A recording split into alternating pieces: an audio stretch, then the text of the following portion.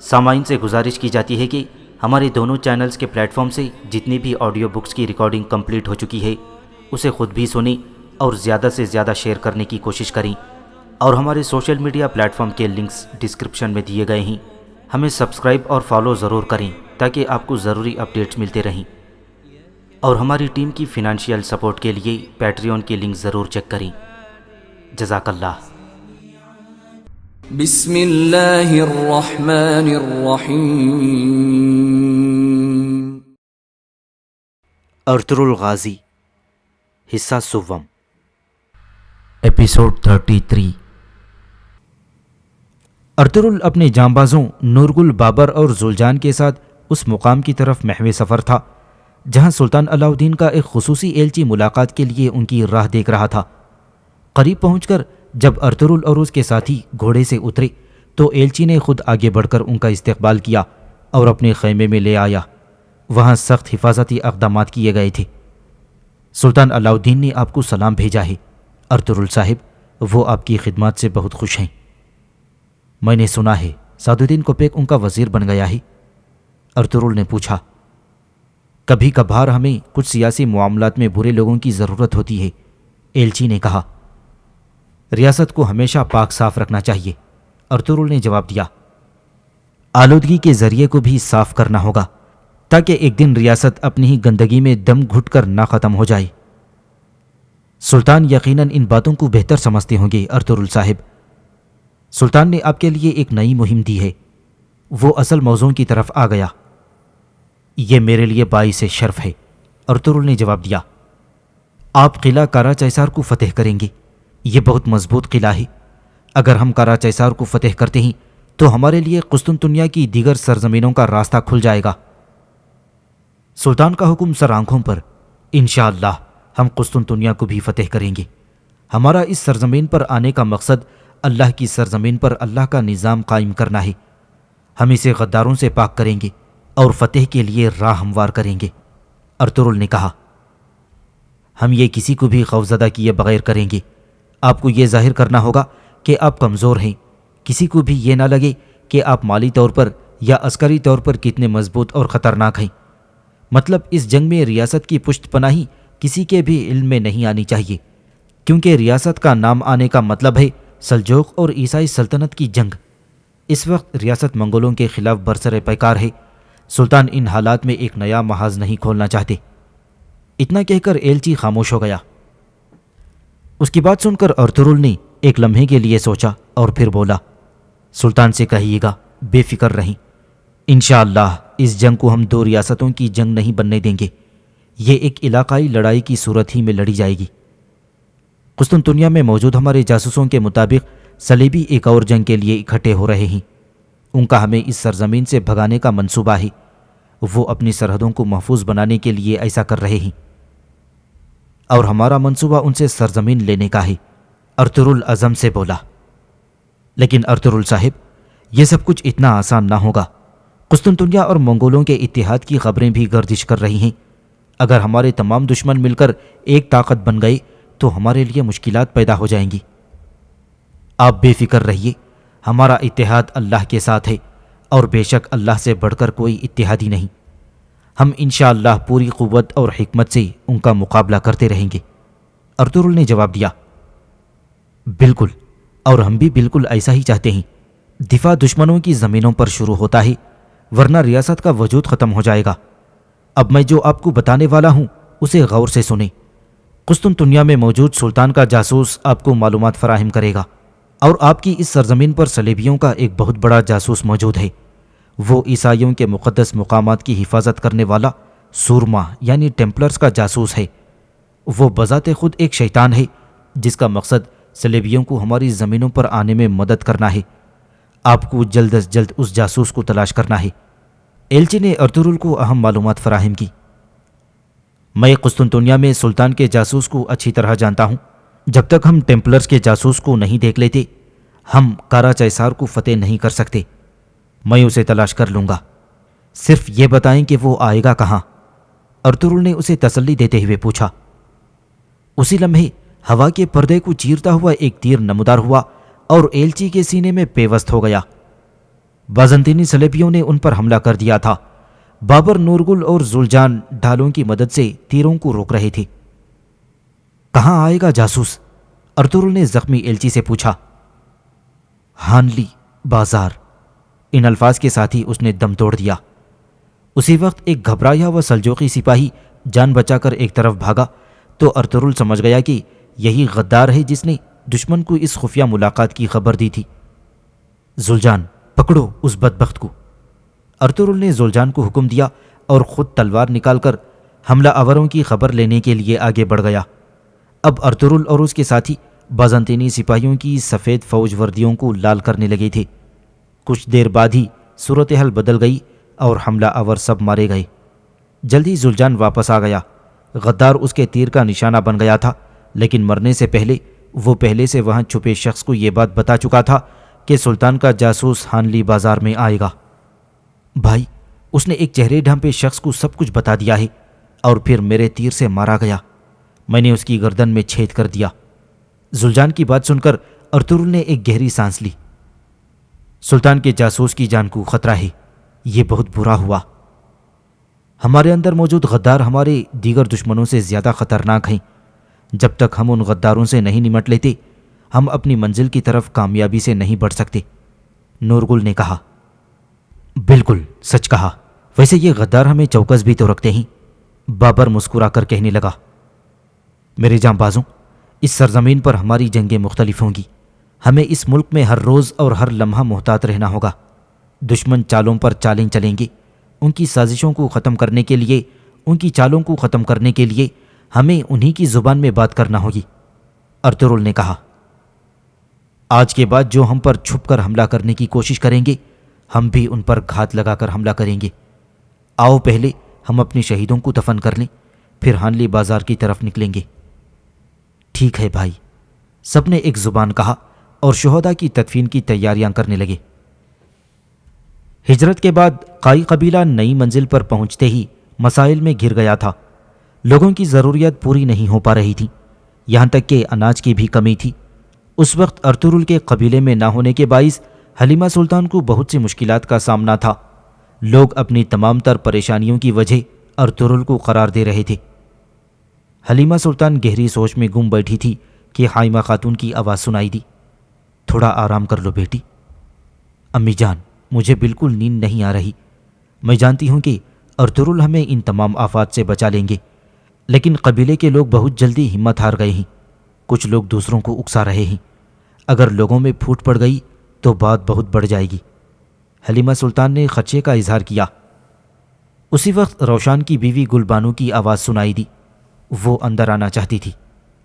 آ جاؤ گل بانو، حائمہ خاتون نے اسے اجازت دی۔ آپ نے مجھے بلوایا؟ تمہیں سپاہی روشان نے ہمیں سونپا ہے گل بانو، لیکن تم جس طرح احتجاج کرنے والے لوگوں کا ساتھ دے رہی ہو، اگر سپاہی روشان یہ سن لے تو اسے بالکل اچھا نہ لگے گا۔ حلیمہ اٹھ کر اس کے پاس آ گئی۔ حلیمہ سلطان، باہر کے 2 موسم گزر گئے، روشان کا کوئی پتہ نہیں۔ ارطغرل صاحب نے اسے 2 سال پہلے کوئی فریضہ سونپ کر بھیجا تھا، اس کی نہ کوئی خبر ہے نہ اتا پتہ۔ میں بہت پریشان ہوں، پتہ نہیں روشان واپس آئے گا بھی یا نہیں۔ گلبانو کی آواز بھرا گئی۔ گلبانو، ارطغرل صاحب نے اسے ایک نئی مہم سونپی ہے۔ روشان جیسے ہی اپنا کام پورا کرے گا وہ واپس آ جائے گا۔ بیٹی، کوئی بھی ایسی بات مت کہو کہ جس کے کہنے پر تمہیں روشان کے سامنے شرمندگی ہو، حائمہ خاتون نے کہا۔ اما حائمہ، ارطغرل صاحب نے مجھ سے روشان کے بارے میں ایک بار بھی بات نہیں کی، شاید اس لیے کہ انہوں نے اسے اس راستے پر بھیجا ہے جہاں سے واپسی نہیں ہے۔ گلبانو بولی۔ بیٹی، ہم نے اپنے وطن کے لیے، اپنے قبیلے کے مستقبل کے لیے کیا کیا قربانیاں نہیں دیں؟ کیا اس سے پہلے ہم نے اپنے بیٹوں کو قربان نہیں کیا؟ بیٹی، ہم اپنی جانیں اللہ کے راستے میں سپرد کر چکے ہیں، حائمہ خاتون نے اسے سمجھاتے ہوئے کہا۔ معذرت اما حائمہ، ہم کس مستقبل کی بات کر رہے ہیں؟ کیا ہم نے اپنے قبیلے کے 2 ٹکڑے اس لیے کیے تھے کہ ہم یہاں بھوک سے مر جائیں؟ گلبانو کے لہجے میں طنز تھا۔ بس گلبانو، میں تمہیں قبیلے میں بغاوت کا یہ زہر نہیں بھرنے دوں گی۔ اگر تم نے ایسی کوشش کی تو یاد رکھنا میں تمہیں اپنے ہاتھوں سے سزا دوں گی، حلیمہ سلطان نے اسے ڈانٹا۔ حلیمہ سلطان، میں نے جو کچھ کہا ہے یہ سچ ہے۔ آپ اس سچ کو جذباتی باتوں کا کتنا ہی خوبصورت لباس پہنا دیں، سچ تو بہرحال سچ ہے۔ حقیقت یہ ہے کہ ہمیں اس ہجرت سے بھوک کے علاوہ کچھ نہیں ملا۔ اب گلبانو نے تیکھے لہجے میں کہا تھا، تم جا سکتی ہو۔ اس سے پہلے کہ حلیمہ کچھ کہتی، حائمہ خاتون نے گلبانو کو جانے کا اشارہ کیا۔ اس کے جانے کے بعد وہ بولی، گلبانو روشان کی وجہ سے پریشان ہے، اسی لیے ایسی باتیں کر رہی ہے۔ میری بچی، ہم بہت عرصے سے مشکل میں ہیں اور یہ مشکلات امن کی پیش رو ہیں۔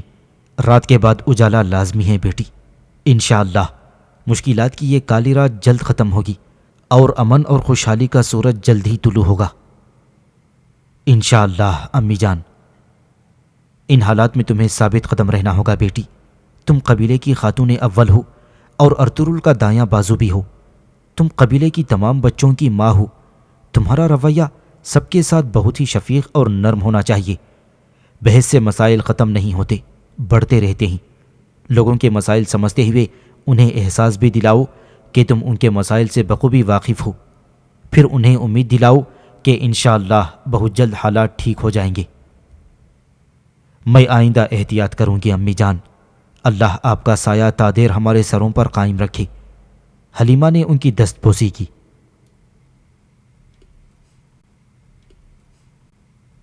ہانلی بازار اس سرزمین کا مشہور بازار تھا۔ قرب و جوار کے تمام قبائل اور علاقوں کا سب سے بڑا بازار یہی تھا۔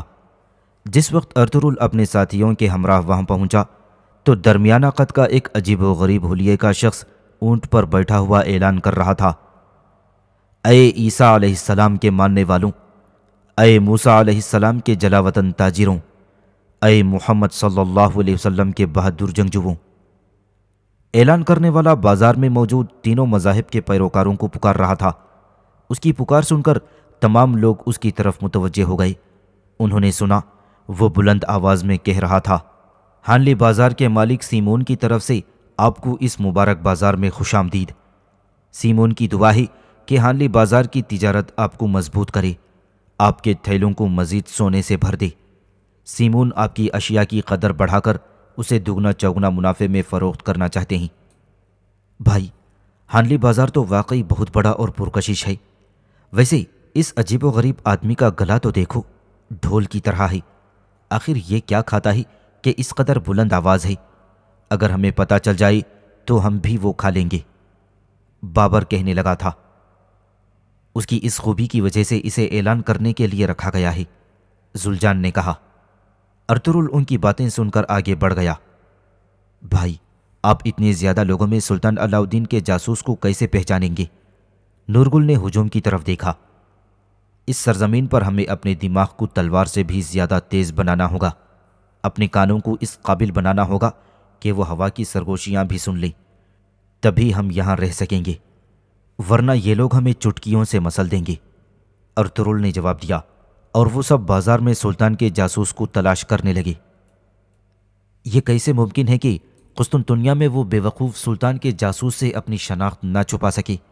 سیمون ہانلی بازار کی سرائے میں موجود تھا۔ وہ اپنے خاص کمرے میں بے چینی سے ٹہل رہا تھا۔ کمرے میں اس کا سب سے قابل اعتماد ساتھی فلپ بھی ہاتھ باندھے کھڑا ہوا تھا۔ استاد سیمون، وہ یہ نہیں جانتے کہ ہم ٹیمپلر سرما ہیں، مگر وہ یہ جانتے ہیں کہ ہم صلیبی فوج اور پوپ کے لیے کام کرتے ہیں۔ یقیناً یہ عظیم استاد بینیڈکٹس کا قصور ہے۔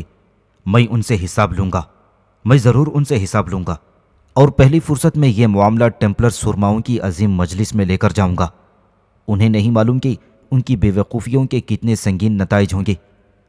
اگر ہمارا نظام جو ایزنق سے شروع ہو کر قسطنطنیہ تک پھیل چکا ہے تباہ ہو گیا، اور سلطان علاء الدین کی فوج صلیبی فوج سے پہلے آ گئی، اور اگر انہوں نے اس سرزمین کو فتح کر لیا تو ہمارے تمام منصوبے خاک میں مل جائیں گے۔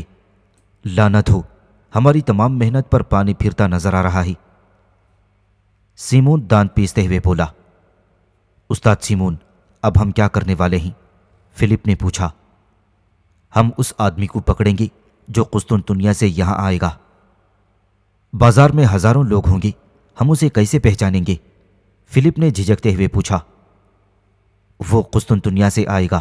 سلطان کا جاسوس کوئی عام آدمی نہیں ہو سکتا۔ وہ کوئی ایسا روپ دھار کر آئے گا جس پر ہم ذرا بھی شک نہ کر سکیں گے۔ بلکہ جس پر شک کرنے کا سوچ بھی نہ سکیں گے۔ میرا خیال ہے وہ یقیناً صلیبی جنگجو کا بھیس بدل کر آئے گا، سیمون نے کہا۔ ہان کی طرف جانے والے راستے پر گھات لگا کر بیٹھ جاؤ۔ سب سے پہلے جو صلیبی جنگجو کے لباس میں نظر آئی اس پر نظر رکھو، وہ کسی صورت بچ کر نہیں جانا چاہیے، سیمون نے سخت لہجے میں کہا۔ اس کے بعد سیمون سرائے سے باہر آ گیا۔ ہر روز ہانلی بازار کے تاجروں کو خوش آمدید کہنا اور ان کا حوصلہ بڑھانا اس کا معمول کا حصہ تھا۔ ہانلی بازار آنے والے تاجروں، طویل جاڑا اور گرمی جو جہنم کی طرح جلاتی ہے اب پیچھے رہ گئی، بہار آ رہی ہے، ہمارے بٹوے سونے سے بھر جانے کے انتظار میں ہیں۔ جب تک سردی کی ٹھنڈی ہوا واپس آتی ہے میرا بازار اور سرائے اب سب کے لیے کھلا ہے۔ جب تک آپ کے پاس بیچنے کے لیے چیزیں ہیں اور جن کے پاس خریدنے کے لیے سونا ہے، قسطنطنیہ سے لے کر چین تک دنیا کا سب سے قابل قدر مال آپ کو اس بازار میں مل سکے گا۔ عمدہ اور معیاری چیزیں آپ کی ذمہ داریاں ہیں، تو اس بازار کی حفاظت میری ذمہ داری ہے۔ جو مجھے جانتے ہیں وہ یہ جانتے ہیں، انہیں بتائیں جو مجھے نہیں جانتے۔ یہ بازار سیمون کا بازار ہے، یہاں آپ سب خوب سونا کما سکتے ہیں۔ استاد سیمون، بازنطینی سلطنت کے شہنشاہ کی طرح آپ اس بازار کے شہنشاہ ہیں۔ زندہ باد سیمون استاد، زندہ باد! ایک شخص نے نعرہ لگایا تو سب اس کا ساتھ دینے لگے۔ ارطغرل بھی ہجوم میں کھڑا یہ تقریر سن رہا تھا۔ میری بہن ماریا نے آج رات آپ لوگوں کے لیے بڑی تیاری کی ہے، اس نے کھڑی ہوئی لڑکی کی طرف اشارہ کیا۔ ہر کوئی اس بڑی تقریب سے لطف اندوز ہوگا۔ اس خوشخبری پر ہجوم ایک بار پھر اس کے حق میں نعرے لگانے لگا۔ اسی وقت ایک مکار قسم کا شخص دور سے ارطغرل کو دیکھ کر اس کے پاس آ گیا۔ کائی قبیلے سے ارطغرل صاحب، تو آپ گاہے بگاہے بازار آتے رہتے ہیں، آپ کو یہاں دیکھ کر اچھا لگتا ہے۔ چاہودار قبیلے کے اورال صاحب، میں نے سنا تھا کہ بازار بہادروں کو دیکھنا چاہتے ہیں، اسی لیے ہم یہاں آئے، ارطغرل نے کہا تھا۔ اتنی دور سے آپ یہاں صرف چند پرانی کھالیں بیچنے کے لیے آئے ہیں ارطغرل صاحب، اپنے ارد گرد کی دنیا کو کھوجیں، آپ کو اس دنیا کو جاننا ہے۔ یہاں لوگ چین اور ہندوستان سے تجارتی قافلے لاتے ہیں اور آپ یہاں بس چند پرانی کھالیں بیچنے آئے ہیں۔ اس آدمی کو دیکھیں، اورال نے سیمون کی طرف اشارہ کرتے ہوئے کہا۔ ہر روز اتنا سونا کماتا ہے کہ آپ نے اپنی پوری زندگی میں نہ دیکھا ہوگا، کیونکہ وہ تلوار کی جگہ اپنا دماغ استعمال کرتا ہے۔ لیکن ہوشیار رہنا، غالباً آپ تو یہ بھی نہیں جانتے کہ مال کیسے خریدا اور بیچا جاتا ہے۔ یہ نہ ہو کہ آپ انہیں بہت سستے میں بیچ دیں۔ آپ کو اپنے قبیلے خالی ہاتھ نہیں جانا چاہیے، اورال نے کہا اور نخوت سے آگے بڑھنے لگا، لیکن ارطغرل نے اسے روک لیا۔ اورال صاحب، میں نے ایسے بہت سے لوگوں کو دیکھا ہے جو اپنا سارا سونا دینے کو تیار ہوتے ہیں جب میں انہیں اپنی تلوار سے کاٹنے لگتا ہوں، لیکن میں نے کبھی کسی بہادر کو نہیں دیکھا جو محض سونے کے لیے اپنی تلوار پھینک دے۔ آپ ایک ذہین آدمی ہیں ارطغرل صاحب، ان آدمیوں کو دیکھیں، یہ سب یہاں جنگ کرنے نہیں آئے بلکہ سونا کمانے آئے ہیں۔ یہ کہہ کر وہ آگے بڑھ گیا۔ میں نے جو کہا اس پر غور کیجئے، محتاط رہیں۔ اس کے جاتے ہی ارطغرل نے بھی اپنے ساتھیوں کو آگے بڑھنے کا اشارہ کر دیا۔ بھائی، یہ اچھی جگہ لگتی ہے، یہاں ہم اپنی کھالیں بیچ سکتے ہیں، زلجان نے کہا۔ ہمیں یہاں اپنی تجارت کے لیے جگہ مخصوص کرنا ہوگی، ارطغرل نے کہا۔ میں آس پاس نگرانی کر رہا ہوں، یہ جگہ تمہارے حوالے کرتا ہوں نورگل۔ جی بھائی، نورگل نے فوراً سر تسلیم خم کر دیا۔ جہاں تاجر گندم بیچ رہے ہوں گے وہ جگہ تلاش کرو، ارطغرل نے کہا اور اپنے جانبازوں کو وہیں چھوڑ کر علاقے کا جائزہ لینے لگا۔ استاد سیمون اپنے سرائے کی بالائی منزل پر بیٹھا تھا کہ اورال بھی وہاں پہنچ گیا۔ وہ چند لمحے سیمون کے سامنے لگا ہوا سونے کا ڈھیر دیکھتا رہا اور پھر کہنے لگا، استاد سیمون، مجھے تجسس ہے کہ تم اتنے سونے کا کیا کرو گے؟ تجسس اچھی چیز ہے اورال، میں نے سنا تھا کہ تمہارے چچا توک تامش صاحب کو یہ تجسس ہے کہ تم قبیلے کی سرداری حاصل کرنے کے لیے کیا کھیل کھیل رہے ہو۔ وہ تمہارے کھیلوں کے بارے میں جاننے کے لیے ہر ایک سے پوچھ رہے تھے۔ وہ منحوس اپنے لیے مشکل پیدا کرے گا، اورال بڑبڑایا۔ جب وقت آیا تو تم اسے سنبھال لو گے، فی الحال میرے پاس ایک اچھی خبر ہے۔ سلطان علاء الدین کا وفادار آدمی، کیا نام ہے اس کا؟ سیمون نے ذہن پر زور دیا تھا۔ सातुद्दीन को पेक। औराल ने याद दिलाया। हाँ वही, मुझे ये कौनिया से आने वाले एक ताजिर से पता चला है। उसकी सुल्तान के करीब तरीन लोगों में तकर्रुरी हो गई है, सीमोन ने बताया। इसका मतलब है अब मुझे भी फ़ायदा होगा। औराल की आंखों में चमक पैदा हुई। कौनिया से सामान्य तिजारत आने के बाद तुमसे पूछा जाएगा और तुम अच्छा मुनाफा कमाओगी, सीमोन ने कहा। जब तक तुम गलत काम नहीं करोगी तुम भी कमाओगी, लेकिन अगर मैंने तुम्हें गलती करते देखा। औराल ने जुमला अधूरा छोड़ दिया। वो आदमी जिसमें बहुत ज्यादा खुद एतमादी है, कौन है वो? सीमोन ने झरोके से अर्तुरुल को देखा। वो आदमी जिसमें बहुत ज्यादा खुद एतमादी है, कौन है वो? सीमोन ने झरोके से अर्तुरुल को देखा। जब वो तुमसे बात कर रहा था तो मैंने उसे देखा था। सुलेमान शाह का बेटा अर्तुरुल, औराल ने बताया। जंग का माहिर, वो चंद खालें बेचने आया है, लेकिन मुझे लगता है कि वो कुछ और करने आया है। उसके अंदाज से नहीं लग रहा कि वो सिर्फ खालें बेचने हानली बाजार आया है। सीमोन अर्तुरुल का बगौर जायजा लेते हुए बोला। वो बहुत मुहतात अंदाज में घूम रहा है। सीमोन फिर औराल को लेकर मारिया की दावत में आ गया। वो अभी खाने में लुत्फ अंदोज हो रहे थे कि एक सिपाही ने पास आकर ताज़ीम दी और बोला, औराल साहिब, जानदार और तूकतामश साहिब आपका दुकान पर इंतज़ार कर रहे हैं। उन्होंने आपको फ़ौरन बुलवाया है। मसला क्या है कोतलूजा? जब आप आएंगी तो आपको पता चल जाएगा, सिपाही ने कहा और वापस चला गया। मैंने तुम्हें कहा था कि तूकतामश तुम्हारे लिए मसला बनेगा, सीमोन ने कहा। तूकतामश? अगर ये सच हुआ तो तूकतामश को मैं खुद कत्ल करूंगा, औराल बड़बड़ाया। तुम्हें फैसला करना होगा, बाकी मैं संभाल लूंगा, लेकिन ख्याल रखना कि तुम अपने बाबा जानदार साहिब के हाथों कत्ल ना हो जाओ, सीमोन ने उसे खबरदार किया। मेरा इजराइल से मुआहिदा तय पा चुका है।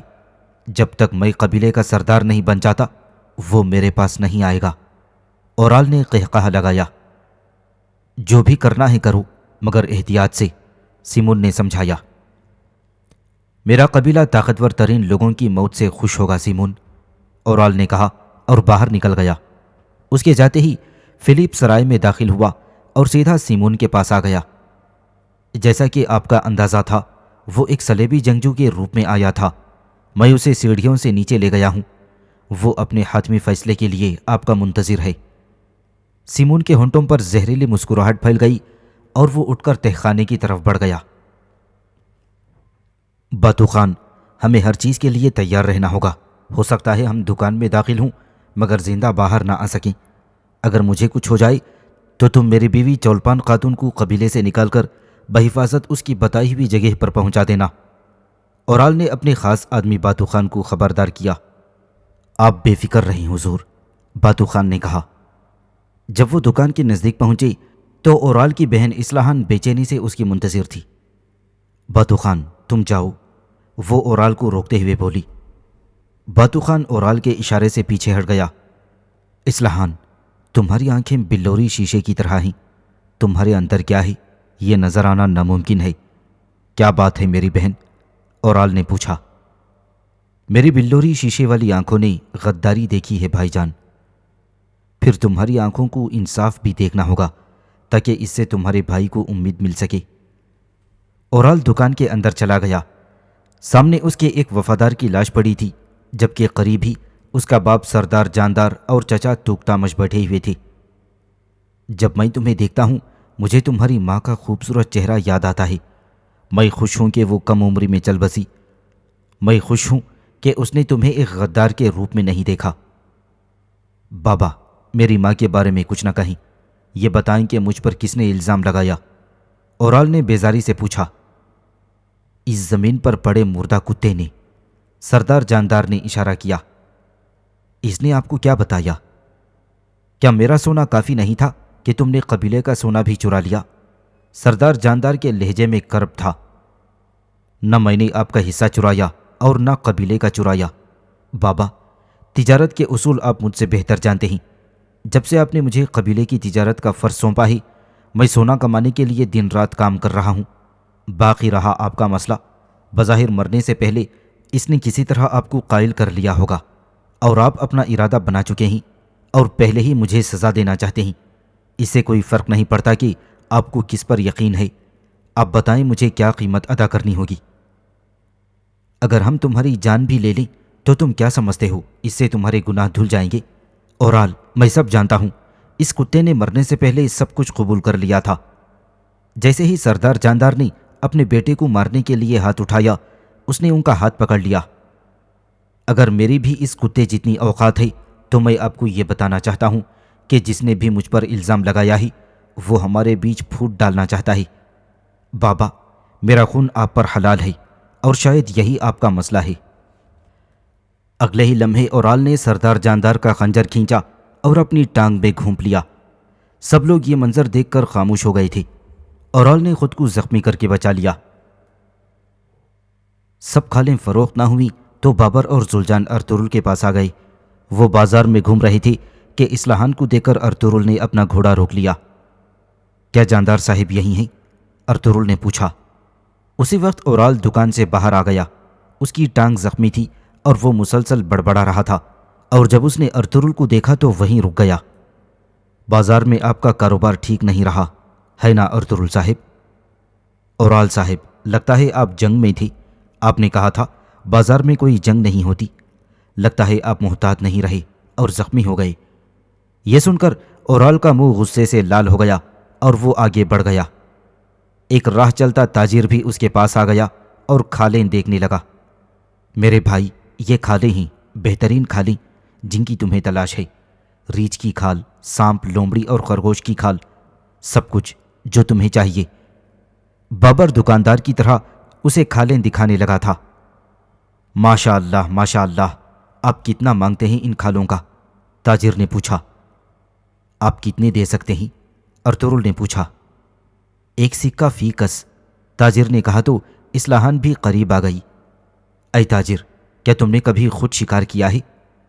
نہیں، جو قیمت تم نے لگائی میں اس سے سمجھ گئی تھی۔ ان جانوروں کے شکار کے لیے بہادروں کو بہت تگودو کرنا پڑتی ہے۔ بہن اصلاحان، مسئلہ کیا ہے؟ تاجر ہڑبڑا گیا۔ بات چیزوں کی نہیں، ان کی قدر کی ہے۔ اگر تم قدر کم کرتے ہو تو میری اشیاء کی قدر بھی کم ہوگی، اصلاحان نے کہا۔ اس عورت کو دیکھو، کتنی عقل مند ہے۔ جو شخص اس کو حاصل کرے گا وہ خوش قسمت ہوگا۔ بابر نے نورگل کے کان میں سرگوشی کی۔ حضور، یہ چیزیں ابھی تیار نہیں ہیں۔ میں ان کو تیار کرنے کے لیے ان پر محنت کروں گا اور پیسہ خرچ کروں گا۔ تاجر نے دلیل پیش کی۔ تم 1 کھال پر 1 سکہ سونا خرچ کرو گے اور پھر 2 سکے چیزیں حاصل کرنے پر اصرار کرو گے؟ کیا یہ بہت زیادہ منافع نہیں ہے تمہارے لیے؟ اصلاحان ڈٹ گئی تو تاجر کھسیانہ سا ہو گیا تھا۔ ٹھیک ہے، آپ مجھے بتائیں کتنے سونے کے سکے دینے چاہیے؟ 4 سکے فی کھال، اصلاحان نے کھالوں کی قیمت بتائی۔ کیا آپ مجھے خالی ہاتھ گھر واپس بھیجنا چاہتی ہیں؟ اگر مجھے ان چیزوں کی ضرورت نہ ہوتی تو میں اتنی مہنگی کبھی نہ خریدتا، یہ جان لیں آپ۔ تاجر نے اپنے تھیلے میں سے سکے نکالی اور گن کر ارطغرل کی طرف بڑھا دیے۔ شکریہ اصلاحان، کاش آپ پہلے آ جاتی تو ہم اتنا وقت برباد نہ کرتے۔ ارطغرل نے شکر ادا کیا۔ جب تاجر کھالیں لے کر چلا گیا تو اصلاحان ارطغرل کی طرف متوجہ ہوئی۔ میں نے سنا ہے کہ کائی عورتیں بہت کاریگر ہیں۔ اگر آپ ان کی بنی ہوئی قالین لائیں تو زیادہ منافع کما سکتے ہیں۔ اصلاحان خاتون، ہم سالوں سے خشک سالی کا شکار ہیں۔ ہمارے پاس بازار لانے کے لیے کوئی چیز نہیں۔ ارطغرل نے صاف گوئی سے کام لیا۔ حضور، ترک قبائل ہاتھ کے کام کے ماہر ہیں۔ میں کہنا یہ چاہتی ہوں کہ جنیوا اور وینس کے محلوں میں سب ہماری قالینیں اور غالیچے بچھے ہوئے ہیں۔ جو بھی کر سکتے ہیں کریں اور یہ چیزیں ان کو بیچیں۔ وہ تاجر بہت جلد آنے والے ہوں گے۔ اصلاحان نے بتایا تو ارطغرل نے اس بات میں سر ہلا دیا۔ وہ تاجر کب تک آ رہے ہیں؟ کسی بھی وقت آ سکتے ہیں۔ اصلاحان خاتون، میں آپ کا احسان کبھی نہیں بھولوں گا۔ ارطغرل نے ایک بار پھر شکر ادا کیا۔ اسی وقت بازار میں شور سنائی دینے لگا۔ ارطغرل اور اصلاحان بھی اسی جانب متوجہ ہو گئی جہاں غصے سے پاگل اورال ایک بوڑھے غلام کو سونے کے 5 سکوں میں خرید کر اپنے تیر سے نشانہ بنانا چاہتا تھا۔ شور سن کر ارطغرل بھی وہاں پہنچ گیا اور اس نے 10 سکوں میں بوڑھے کو اورال سے خرید کر آزاد کر دیا۔ سیمون جو کہ قریب ہی کھڑا دلچسپی سے یہ معاملہ دیکھ رہا تھا، آگے بڑھا اور ارطغرل سے کہنے لگا، میں نے آپ جیسا شخص پہلی بار دیکھا ہے، ایک بوڑھے غلام کی زندگی کے 10 سونے کے سکے۔ میں آپ جیسے شخص کے ساتھ رات کا کھانا کھانا چاہتا ہوں جو اتنا سخی ہے۔ مجھے امید ہے کہ آپ اس دعوت سے انکار نہیں کریں گے ارطغرل صاحب۔ سیمون نے دعوت دی تو ارطغرل نے بھی اس کی دعوت قبول کر لی۔ استاد سیمون، میں آپ کی دعوت اپنی سپاہیوں سمیت قبول کروں گا۔ سیمون نے فوراً رضامندی کا اظہار کر دیا۔ مجھے بہت خوشی ہوئی ارطغرل صاحب کہ آپ جیسے بہادر نے میری دعوت قبول کی۔ آئیے ہانلی بازار کے استاد سیمون کی مہمان نوازی کا لطف اٹھائیے۔ سیمون انہیں اپنے سرائے میں لے گیا۔ ارطغرل صاحب براہ مہربانی تشریف رکھیں۔ جب وہ بیٹھ گئے تو ماریا بھی ان کی خدمت کے لیے پہنچ گئی۔ بہادر سپاہیوں، کیا چاہیے آپ کو؟ اس نے نورگل سے پوچھا۔ پانی۔ استاد سیمون ناراض ہوں گے کہ میں نے مہمانوں کی صرف پانی سے توازی کی۔ ماریا ہنس پڑی۔ ہمیں صرف پانی چاہیے، نورگل سنجیدگی سے بولا۔ آپ کی زندگی پانی کی طرح رواں دواں رہے۔ ماریا، استاد سیمون نے آواز دی، دسترخوان تیار کرو اور ہمارے معزز مہمانوں کے لیے پہلے کچھ پینے کے لیے لاؤ۔ وہ ارطغرل کے ساتھ کچھ فاصلے پر بیٹھا ہوا تھا۔ سپاہی نورگل، یہ عورت آپ پر سے نظریں نہیں ہٹا پا رہی، زلجان نے سرگوشی کی۔ ہاں واقعی بھائی، جب تم نے کہا پانی لا دو وہ پگھل رہی تھی، بابر نے کہا۔ بابر، نورگل نے اسے ڈانٹتے ہوئے کہا۔ میں خاموش ہوں سپاہیوں کے سربراہ نورگل صاحب، بابر نے معصوم سی شکل بنا لی۔ ادھر سیمون ارطغرل سے باتوں میں مصروف تھا۔ سیمون کے بازار میں بہت سے لوگ آتے ہیں، لیکن میں نے پہلی بار کسی کو اپنا سونا ایک غلام کی جان بچانے کے لیے خرچ کرتے دیکھا ہے، اور میں نے پہلی بار کسی بازار میں یہ ظلم ہوتا دیکھا کہ ایک تاجر اپنے غلام کو صرف شغل کے لیے مار رہا تھا۔ ارطغرل نے جواب دیا، اورال بھی آپ کا دینی بھائی ہے، اس نے ابھی تک یہ نہیں سیکھا کہ رحم کیا ہوتا ہے۔ اگر آپ نے خود کچھ نہ کیا ہوتا تو میرے آدمی ضرور مداخلت کرتے۔ سیمون نے کہا، میں نے اس غلام کو بالکل آخری لمحات میں بچایا۔ اورال اس پر تیر چھوڑ چکا تھا۔ اگر میں عین وقت اپنی تلوار سے تیر کو نہ روکتا تو غلام جان سے چلا جاتا۔ میں سمجھ نہیں پا رہا تھا کہ آپ کے آدمی آخر کب مداخلت کرتے۔ کیا آپ کے ہاں یہ نظام قائم ہے کہ پہلے ظالم کو ظلم کرنے دیا جائے اور پھر اس سے باز پرس کی جائے؟ اگر ایسا ہے تو استاد سیمون، یہ بہت بڑا ظلم ہے، ارطغرل نے شکوہ کیا۔